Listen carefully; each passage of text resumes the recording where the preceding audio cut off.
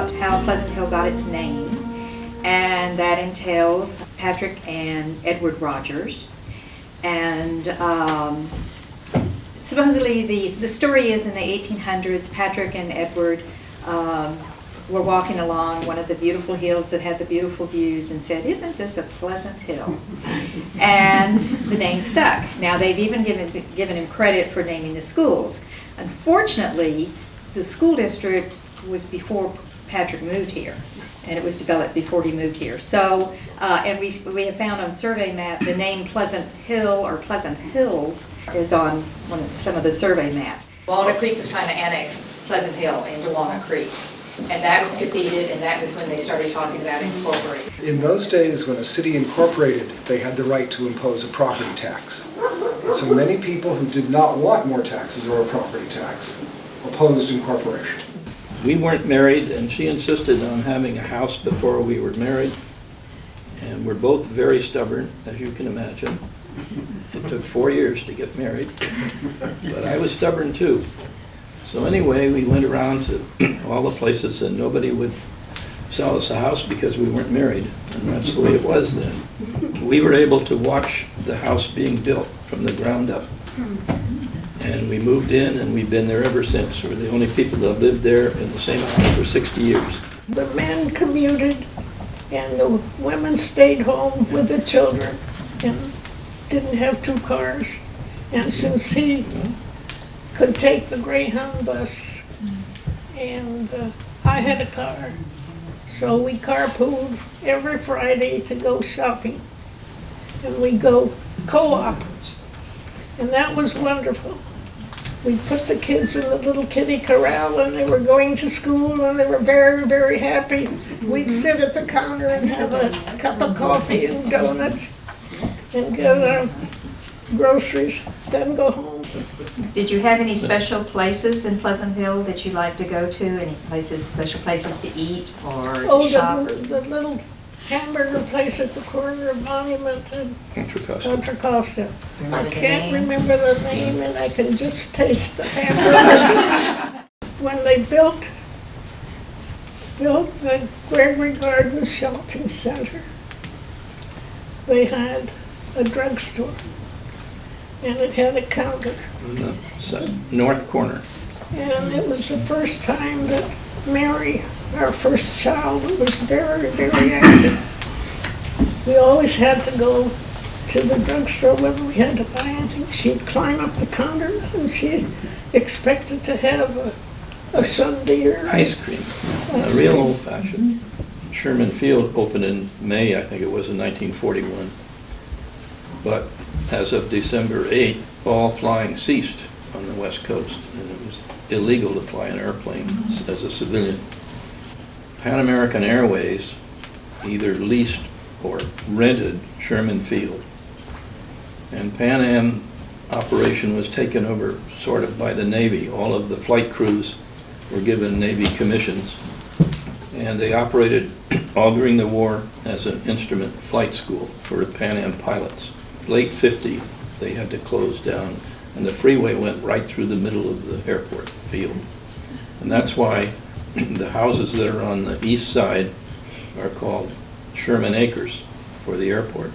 And there is a West Sherman Acres over on the other side, which was another part of that airport. In June 1964, there was a large old wooden thing, the DeMartini Winery, which would be just on the southeast corner of Fair Oaks. And it was being used at the time, it was being leased or rented by Dollar steamship lines, and they had a lot of things in there, including several engines from their Solon flying boat, which had a lot of magnesium in them. So it was a huge fire, the whole place burned down. So I luckily had a car at that time, was driving. And when I got to the top of Pleasant Hill and looking down, you could see this huge column of smoke coming up in the valley. My wife and I moved to Gregory Gardner, Pleasant Hill area. Actually, our first house was in Martinez for about a year and a half. And my brother came over one day and says, "Why are you putting in this lawn in a rented piece of property?"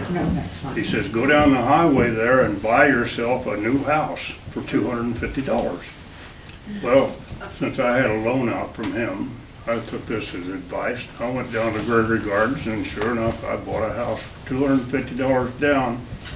And my wife cashed in her teacher's retirement at that point, which wasn't much, which was another $250 we paid to get an oversized lot. So we had a third of an acre in Gregory Gardens at the end of Doris Drive. There was the monument, and it was at the intersection of Monument Boulevard and Contra Costa.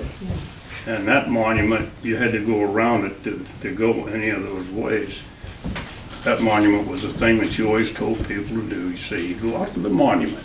Nobody else had telephones. There was about a block from us, there was a telephone out in the yard that you could go call on. It was a coin. You had to pay for it. Nickel?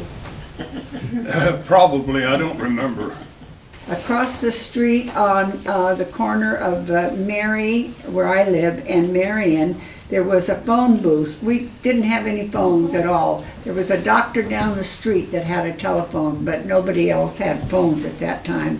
Our house cost $9,600, which included a front lawn and a tree, which is still standing.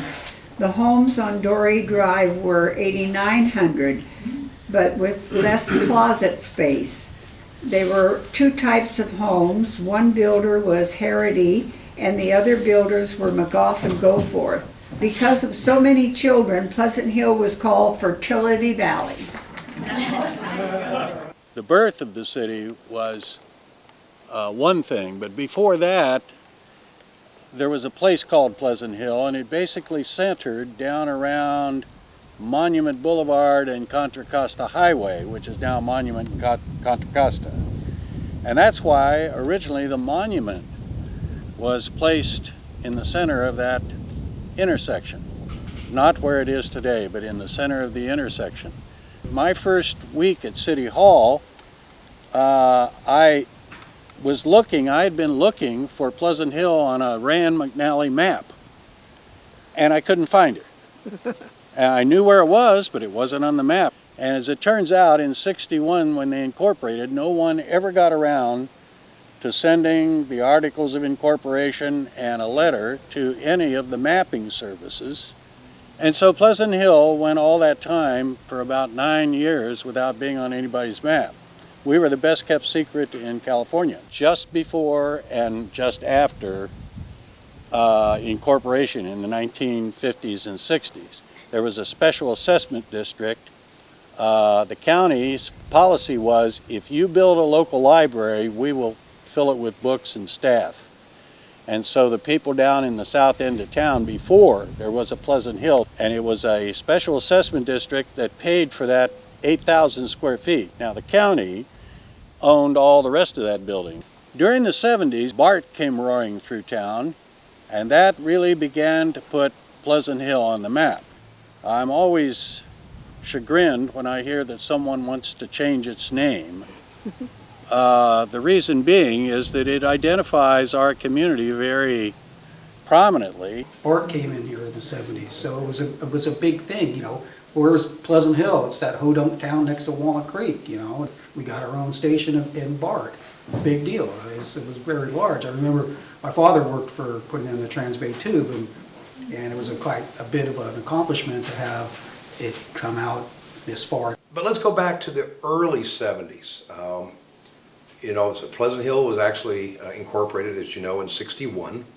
We had already gone through a few growth pains and trying to get everybody settled in. We didn't have a zip code at the post office. We didn't have our own post office yet. We didn't have a police department. Yeah, we didn't have a police department. We had nothing except just a kind of a nice, rural, easy place to live.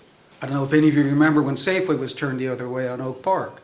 And so it was backed up to the dairy, which was now a neon light sign, which was across the street from an old gas station, which had Film Fast on the corner of Putnam and Oak Park Boulevard. That was the gas station where you could buy gasoline for around 45 cents a gallon, far cry from what we are here, kitty corner from Oak Park Liquors. Spent a lot of time in that parking lot.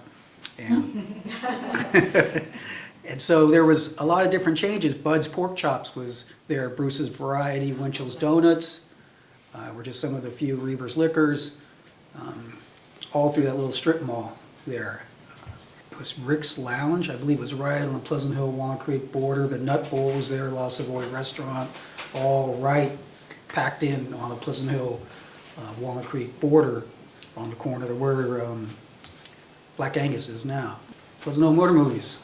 Yeah, It's been Yeah. numerous nights there, and it closed in, I believe, 1980, yeah. where they closed We've it got the down. photographs back in the back if I went to look at them of the movie theater, and it was being demoed.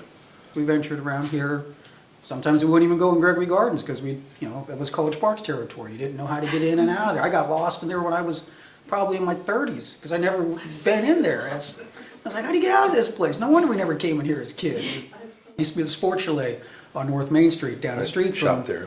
big shingled building that had everything you wanted. It was one of the first sports places that just had sports. Hogan's was also, it's no longer there now, it was owned by a local family, and the businesses were just, something that was outstanding in the 70s because you could go there as a one-stop shopping for all your sporting good needs as far as outdoors stuff. Where the monument is, I worked, one of my first jobs is managing a service station over there. And that Chevron station was there for years and years and years. Then it finally got caught up in the redevelopment of downtown Pleasant Hill, along with, what was it, Able Termite, Farmer Joe's, where they used to get fresh produce, and that was the big produce on the corner of Cleveland and Monument Plaza, along with Monument Car Parts. Eventually moved over there when it was changed from its location on the corner of Contra Costa Boulevard and the on-ramp to 680. The bowling alley. We used to go through as kids and go through the bowling alley. We'd walk in the bar at one end, get out of here, damn kids, and we'd walk out the other door. We thought we were big shots, The miniature golf course on Trelane. I mean, that was outstanding. And there was little roads back there, gravel roads in this neighborhood that I think were the only gravel streets in Pleasant Hill. And they were flooded all the time, and it was a neat little area. When it was the town how it was old. You see, in Pleasant Hill, where the 7-Eleven is now, it didn't used to be that. That used to be Dick's Mobile gas station. Yes. And it used to be turned around, so where the coffee shop is, that used to be the beer section of 7-Eleven, and it went down that way. I mean, that's when you had to get regular service stations in town. They were all over the place in the neighborhood. Kids don't even know the sound of jumping up and down on a little bell at the gas station to really, they hear the ding of, they just don't know what that is. After the Ravioli House used to be part of the Raviolis. Okay. And then across the canal, way back in, I'd say it was probably the 50s, Mr. Molino, Pete Molino, there's only like 5 of them now, Right, so, but right. he was the second. They had a couple of houses down there that he built. If you go through that neighborhood, you see the ones with the Italian style tile roofs. Yeah. He built all those. Okay. One of the sons, Jim, he was a Grand National Champion for the Roadsters in the late 70s, early 80s, which is like top in the nation, the Right. best guy in the whole United States, and so he was a champion. That's just one of the famous people that came out of Pleasant Hill at that time. We had different people that motorcycle racers. We had baseball players that, that I went to school with that played in professional leagues. Yeah, Diablo Valley College in the 70s, they were the state champions in baseball. And a lot of people don't realize that, junior college state championship. And they had, if I recall, like 2 or 3 members of Pleasant Hill High School were on that team, along with members from Alhambra. And so it's like the best of the best all stayed right here and played.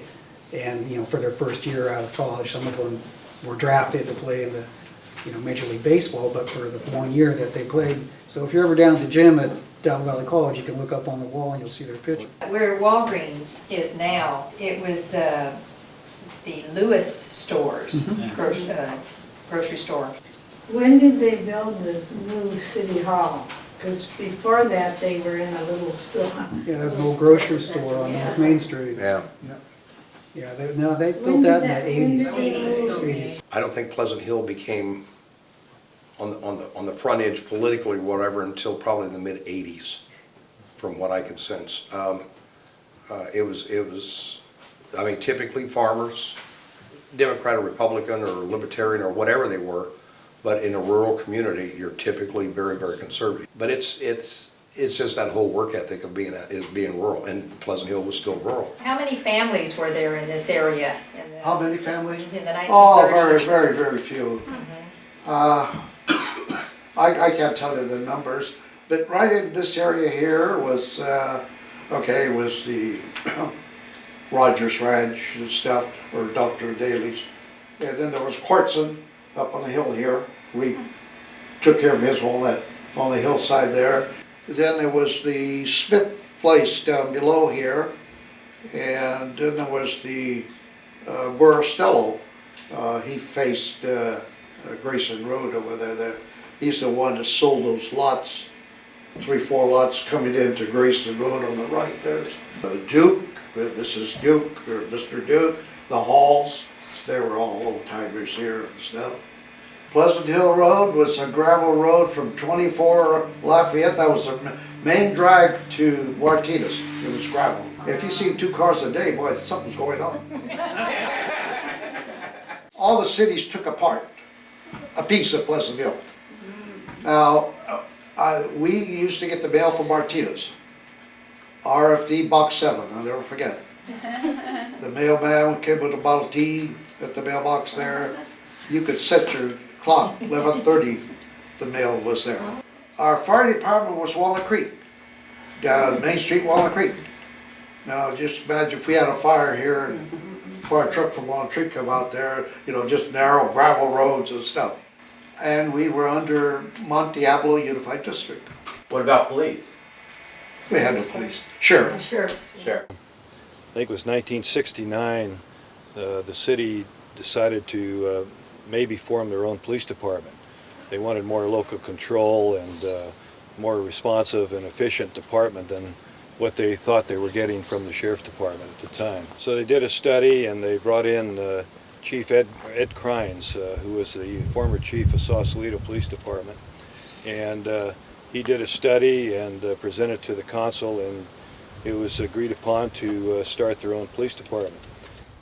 Early 1970, another individual came on the department, Kenneth Harn, and he was the lieutenant with the Gilroy Police Department. And he came on as the captain to assist Chief Crines in forming the police department. To house the police force, the 3-room schoolhouse built in 1924 on the corner of Oak Park and Pleasant Hill Road, all of you know where that is, of course, that was selected to be the new police department. It was, although it was condemned by the school district and the Recreation Park District, they felt it was okay for us cops. In April 1975, additional personnel were hired by Chief Crines to help with the transition of hiring personnel and startup responsibilities. I happened to be one of those 5 individuals, and I was hired on April 16th as a sergeant, police sergeant. The Magnificent Seven, as we sometimes jokingly called ourselves, were responsible for helping with the remodeling of the police facility. We actually hammered some paneling and did some remodeling in that old building, and introducing ourselves to the community as well. We started that. So there was 7 of us, including the chief and captain and 5 of us. One of them was George Chilamitas, and you mentioned, Ellen, you mentioned earlier, you knew George, of course, and Chili as we knew him. He was a crime prevention officer and a youth officer that did a tremendous job in our community over the years.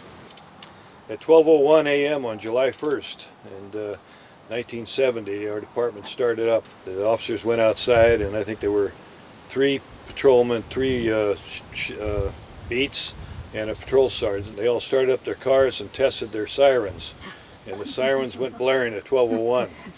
And one of the cars had an electrical problem and started on fire. That was the department began developing community programs in crime prevention, drug abuse, educational programs for youth. Our concern was awareness and community involvement. Was our main focus and our philosophy in the department at that time. And 1974, we got a traffic grant from the State Office of Traffic Safety, which we were able to hire 2 more officers and to do some traffic, because in Pleasant Hill, as you well know, that was one of our main issues and complaints we used to get from citizens was traffic. In 1976, we started a Police Explorer program for younger kids to getting the youth involved in our process, and young people that maybe had an interest in becoming police officers or becoming more involved in police services. In 1979, Ken Harn resigned to the private sector, and on July 1st, City Manager Jim Alkire appointed me as the new police chief in Pleasant Hill. In October of '79, ground was broken there at Civic Drive for the new police facility and for the Police Services Center. And on the 20th of 1981, February 20th, 1981, our new Police Services Center was christened and opened up for business. And the first day we had visitors come in. It was raining that day, and we found out that we had leaks throughout the building. But it was a beautiful facility, very modern and very, our plan at that time was to have a building that was, very conducive for the employees, where they could see outside. They weren't, confined, and it wasn't like a jail for the employees. We didn't have a police station, we didn't have cops. They were originally the Contra Costa Sheriffs. And then when they had the old schoolhouse and had the police station in there, there was only like 2 or 3 police officers in town, it seemed like, and they were just driving around in circles most of the night. So we just tried to keep one step ahead of them. Police officers back then were a little different because they didn't have much to do. I mean, you could get in trouble and they'd tell you to go home. There was a bunch of us decided to go swimming one night in the city pool because nobody really had pools back then. I mean, it's 20 below zero in Golden, so there was only one pool, so we'd sneak up over the fence late at night, and the police department would catch us, and they would make us get dressed and take us all down to the police station, call our parents. Parents would all come down to the police station, and that's the way community policing was done. Everybody knew everybody, everybody took care of everybody. In 1955, we had a great flood. Fortunately, our house did not get flooded, but many homes did in the gardens, and as Grayson Creek was clogged with trees and brush, and it was very narrow. Mr. Roach said it would flood often, but it was not just land, it was no homes on there, just the cattle were there. Great flood of 1955, and we did have water in our house about that deep. But you'd be surprised, that much water in the house is pretty disastrous because your carpets, you decide to leave the carpet down in a bedroom because it's getting kind of old when you replace it. We now live on the top of the hill, by the way. But I did live, it was on that creek. And I didn't appreciate the flood water. The one that came over from Walnut Creek is the one that got us. When Walnut Creek overran and came down and tried to get in a little creek that was behind us, which we called Murderous Creek at that time, but I don't think that's its formal name. So that one was a particularly bad one in I think it was March of 1958, because I think I was about a month old. And so my father's holding me there, getting ready to hand me off to my uncle, who's getting ready to hand me off to the Army Reserve, who was evacuating us in the truck. So there's also a photo of my brothers and sisters poking their little heads out. I was 9 months pregnant, and I was stuck in this house. Okay. And the little, what do they call it, the National Guard came with these trucks that go in water. And the water hadn't gotten into my house yet when he came. And he carried me. He wasn't much taller than me. And he carried me out of this truck. But since then, we've been able to put in these new floodgates and clean out the creek channels, and we're unlikely to have another disaster of that nature in the city. Early in the 1950s, DVC was started, and they had Quonset huts that we were using for education. I took a couple of courses out there. It was really great, but boy, what a difference DVC is now. I believe in those days that the campus was just called East Campus, but eventually it received its official name of Diablo Valley College. Pleasant Hill grew like Topsy, like I said, before it was incorporated. And in 1948, the old school down there on Oak Park Boulevard was still going. As I understand it, all the kids from this area went to Mount Diablo High School. and you paid an out-of-district fee to go there. Mount Diablo came to the people in this area. They were trying to build larger and larger districts and discourage little tiny districts.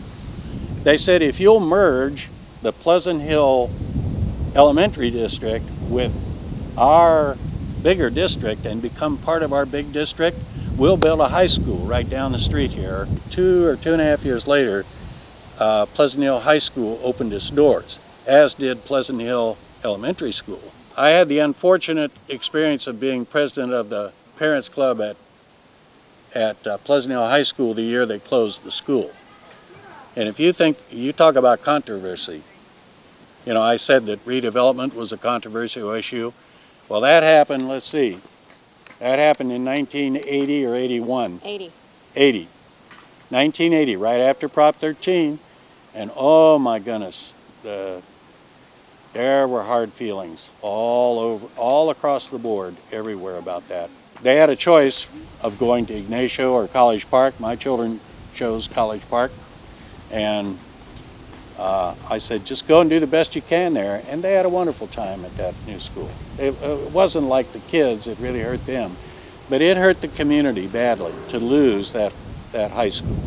It really, I think it hurt a lot of feelings of people who still lived here and remembered how that school was built and they'd been a part of it so long. Moved out here in '65 from the city. I lived in Walnut Creek, but we went to all Pleasant Hill schools. It was in the farthest region of Mount Diablo School District, was Larky Elementary, where I went to school at, but everything went this way. If I lived across the street, I would have been in Walnut Creek School Districts and probably never would have met any of you. Back in the days when we had, going to Pleasant Hill High School, where you had a lot of family, you had the boosters that were really supportive of the sports programs. And the school only had 1,200 people in there. And so trying to be competitive with Pittsburgh or Clayton Valley or anybody like that, we were so much under the gun, because when we split with College Park in the 60s, you basically took the town in 2 sections and you split up all the athletes. You know, in the 70s, you could ride and learn how to drive right there in school, and you didn't have to go to a driver city or whatever it is. You had all the stuff right there. I think I was thinking of, as far as school, when I brought a breadboard that's in there that Mike made. He was very interested in the wood shop and metal shop. And I think a lot of the kids like that, the boys, the girls weren't in there then. Mr. Schultz was very popular at our school. Yep. And we've often, Ernie and Flora and Ellen, Lori, and everybody thought it would be a good idea when we dedicate the Educator of the Year to name it for Mr. Schultz, because he was a very good teacher, but he was very good with the kids too. Mount Diablo was a big district. Mount Diablo took Ambrose, east of Pittsburgh, Fort Chicago, Concord, not Martinez, all in Asia Valley, Orinda, Moraga. They came over with Sacramento Northern trade. Yeah, I heard that. I went to school, they picked me up by bus. It was, actually it was just a Model T with a canopy thrown over. The first one to be picked up in the morning, the last one to drop off. And, you know, I think I rode around a couple hours before I got home. So my second year, I told my dad, I said, I want to get a car to go to school with, you know. I said, yeah, I'm tired of riding the old bus, you know, stuff like that. He says, okay, under what condition? That you beat the bus home. Another special thing that happened in 2003 was the College Park cross country team won the state championship. And it was the first state championship in any sport for College Park High School. I was in Fresno at the meet, watching and cheering, and we were watching people cross the finish line and hoping that they would come in first, and it was so thrilling. There was really a sense of camaraderie and community from Pleasant Hill. They received recognition at City Hall, and it was just a wonderful thing to have a team from College Park High School win a state championship. They did it again 2 years later, but this was special because it was the first year. Pleasant Hill Recreation and Park District started 1951. It's 60 years old this year. By getting involved with the Recreation and Park District was getting that land. And what we did with that is up there on Gregory Lane, the Pleasant Hill Park, we put money down on different pieces of land. Now if you remember, any of you old timers, you remember the houses on the front and they had backyards that went all the way back to about 150 yards. Well, we bought that land. And to our first bond issue, it was a general obligation bond for 1.2 million, and again 1.2 million was worth a lot more than it is now at that time. And this was the start of the swimming pools at the school, at both high schools. We thought we ought to do that to show that we equally wanted them to support us. The current community center, that was built in 73. Yeah. Yes, we finished in 73, yes. So they're pouring a lot of cement in that center there, and I know you're familiar with the walls. The walls were quite thick and very sturdy, and he just mentioned to me this building's going to be here for 400 years. Well, because some structure, wood beams, didn't last. It's only, what is it, 40-something years instead. So the blue it's still a great lamp was the disappointment. problem. Do you have any special places in Pleasant Hill now that you like to eat or like to go to? Or? The senior center. It's been home to a lot of classes and activities over the years, and a lot of weddings and bar mitzvahs and quinceañeras, and a lot of people here, crab feeds, huge crab feeds. In 1970, people said they wanted so badly was places to hold meetings. And of course, the Recreation Center on Taylor Boulevard opened in 1973. And it sure got used to death there the first few years. When we began the recreation or summer school, from what I remember, we used to have all the staff meet over at Valley View Middle School, and the kids would all register there. And they'd line up, we'd have signs up at this class is still open, then we'd take the sign down and that one was closed, and we had donuts in the morning and we ran till about noon, and Jan would put everything through, and it was really chaotic. The center has seen an awful lot of activity. There have been many preschool children who have gone through there who are now adults, and they're bringing their preschool children. It's pretty amazing. Working for the park district currently as I am, a lot of these parks weren't even in existence. You know, Dinosaur Hill was just open. It wasn't really a park area. There wasn't any signs. It was just, you could just drive out there and do whatever you wanted to do. The growth of the district has been phenomenal. And to think that all that is gone now, or will be gone, all the little special things that people have done for the building or the senior center or whatever, they're all going to be gone, but something new, something brilliant, something fantastic is going to happen in another year or 2 years. And I think that it's the beginning again of it all. It was then in 1975 we started redevelopment of our downtown. You had that old area I was talking about that had been the core of things in the beginning. It was a hodgepodge of land uses.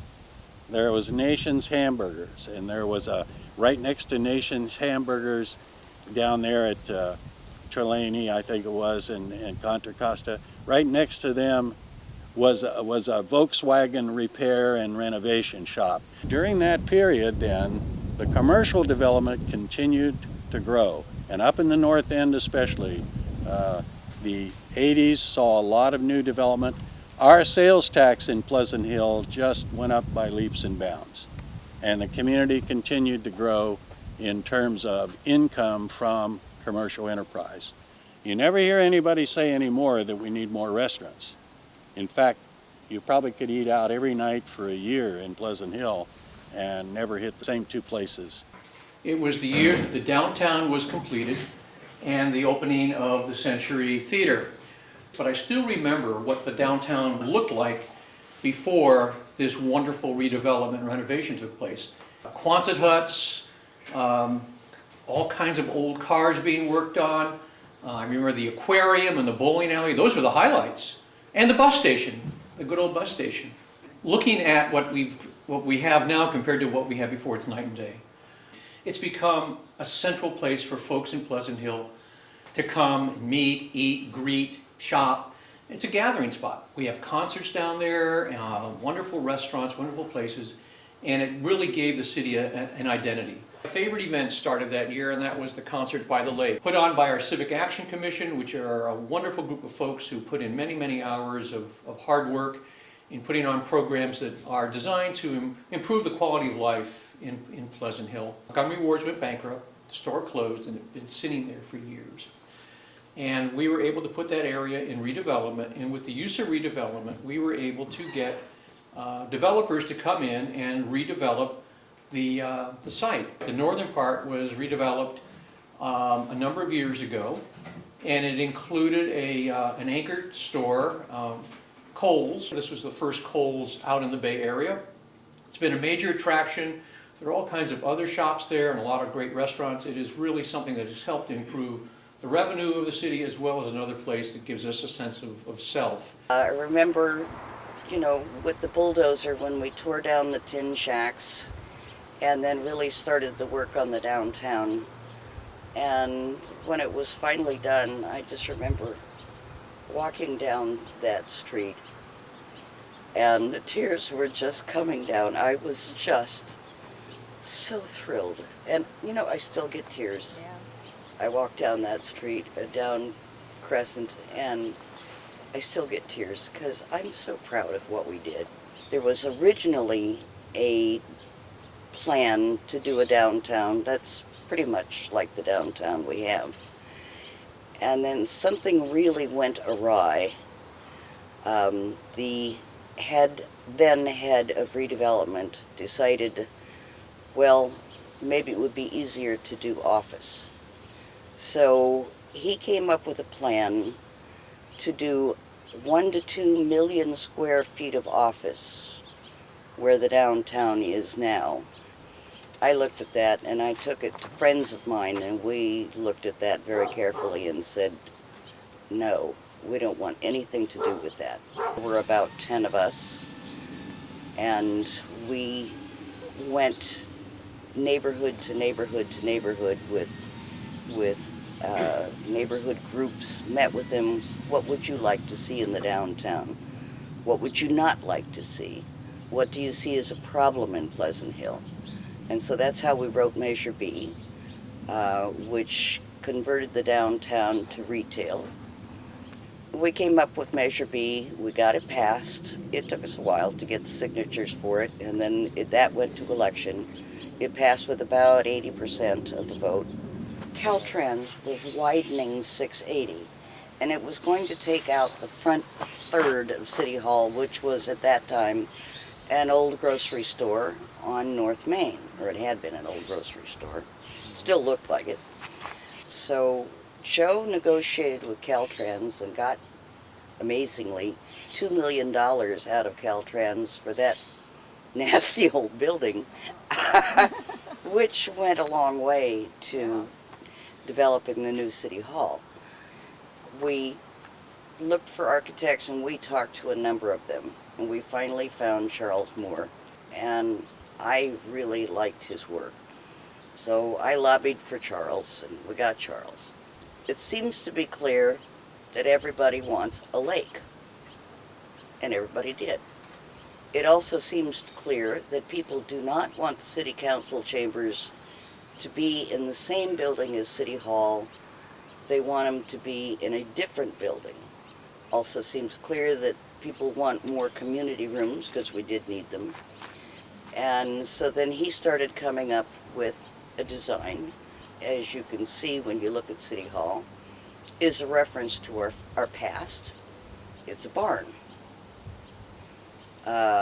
It's a couple of barns.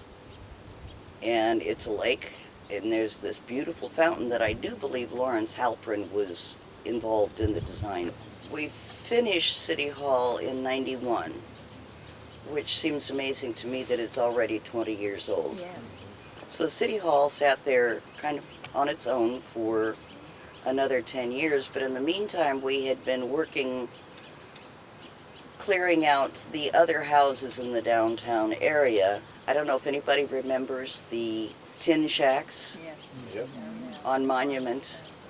That was a very large part of the downtown. I still miss the cheese factory that was there.